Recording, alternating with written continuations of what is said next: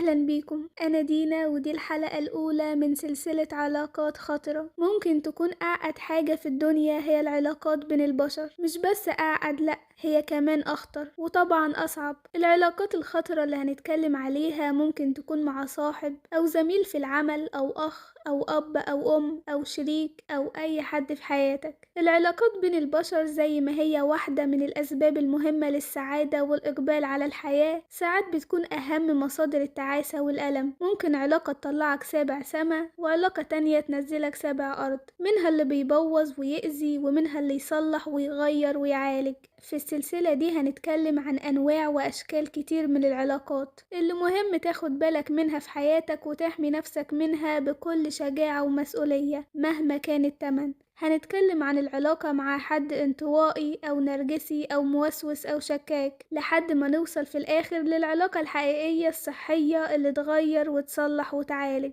وعشان نبقى واضحين، أي علاقة ممكن تتصلح طول ما صاحبها هيلجأ للعلاج النفسي. العلاقة اللي هنتكلم عليها النهاردة هي العلاقة مع شخص نرجسي، ودي علاقة مستهلكة على كل المستويات. هتلاقي نفسك مع حد بيحب نفسه جدا، وأكيد مش عيب إن الواحد يحب نفسه، بس ده بيحب نفسه بس، بيقدس نفسه لأقصى حد، شايف إنها أهم حاجة في الدنيا وإن هو ليه الأولوية على أي حد وأي حاجة مهما كانت. هتلاقي نفسك في علاقة مع حد بيتكلم عن نفسه كتير، شايف إن كل حاجة بيعملها مهمة، كل خطوة بيخطيها ليها معنى، وإنه يستاهل أكتر بكتير من اللي هو فيه دلوقتي. حد مستعد يضحي بأي حاجة في أي وقت علشان خاطر نفسه، مستعد يرمي أي حد وراه ويدوس على أقرب الناس ليه علشان بس يطلع سلمة واحدة لفوق أو خطوة واحدة لقدام. بيقطعك في الكلام علشان هو اللي يتكلم وانت اللي تسمع، مش بيلتزم بأي قواعد أو مواعيد أو قوانين لأنه شايف نفسه أكبر منها وإنه ما ينفعش تتطبق عليه. مش بيراعي مشاعرك ولا إحساسك في نفس الوقت اللي بيطلب منك فيه إنك تراعي مشاعره وإحساسه. طول الوقت شايف نفسه أحسن وعايز يبقى الأحسن والأفضل في كل حاجة طول الوقت.